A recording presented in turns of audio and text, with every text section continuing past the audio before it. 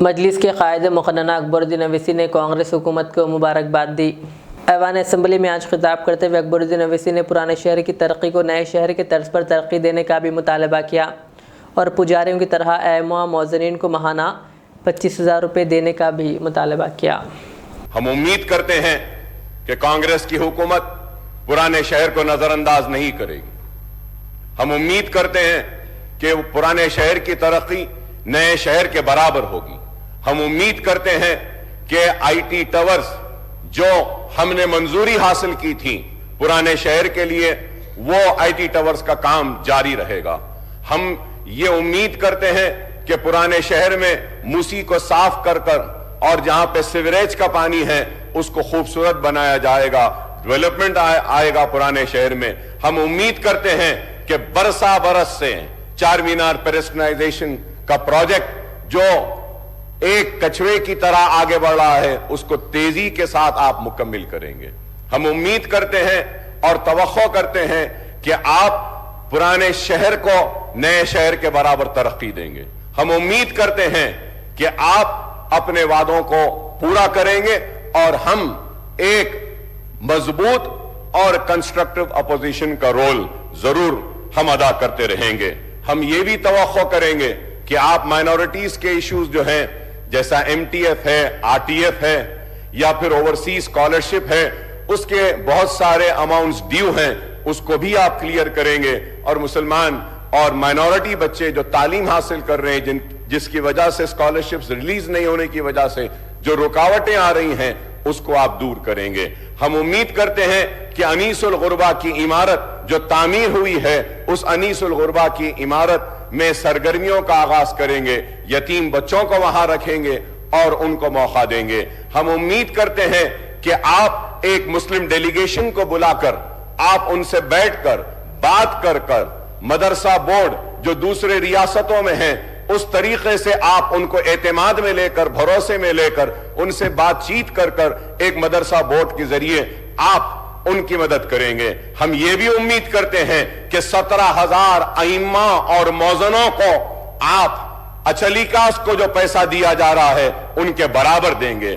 آپ کے مینیفیسٹو میں آپ نے کہا کہ 12,000 دیں گے، لیکن میں کہوں گا کہ حکومت کا کوئی مذہب نہیں ہوتا، حکومت کا کوئی مذہب نہیں۔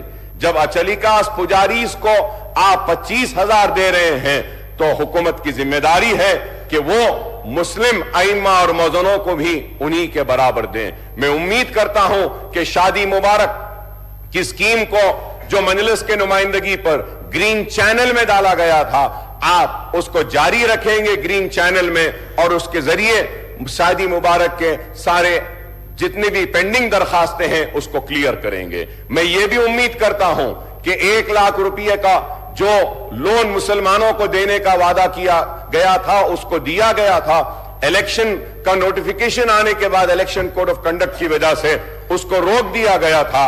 امید کرتا ہوں کہ نئی حکومت وہ جتنے بھی منظوریاں جو ہوئی ہیں، جو سینکشن ہوئے 1 لاکھ، ان کو فوراً ریلیز کرے گی۔ میں امید کرتا ہوں کہ جو مشینز جو دیے گئے تھے، جو سوئنگ مشینز خواتین کو دیے گئے تھے جن کی منظوری ہوئی لیکن الیکشن کوڈ کی وجہ سے روک دیا گیا تھا، آپ ان کو بھی ریلیز کریں گے۔ میں امید کرتا ہوں کہ C B C I D کی انکوائری جو وہ اوقافی جائیدادوں کی تحفظ کے لیے بنائی گئی تھی اس کی رپورٹ کو آپ ٹیبل کریں گے۔ میں امید کرتا ہوں کہ کانگریس کی حکومت اوقافی جائیدادوں کا تحفظ کرے گی۔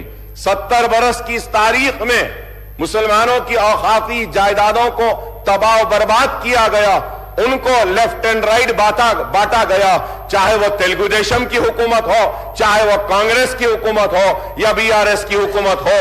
جب حکومت میں آنے سے پہلے تو بڑے ہمدردی کا اظہار کرتے ہیں اوقافی جائیدادوں کی تحفظ کے لیے، لیکن اقتدار میں آنے کے بعد ان کی روش کچھ اور ہوتی ہے، اور اسی روش کا نتیجہ ہے کہ حسین شاہ ولی رحمت اللہ علیہ کی 1,600 ایکڑ اراضی چلے گئی، آج نہیں ہے۔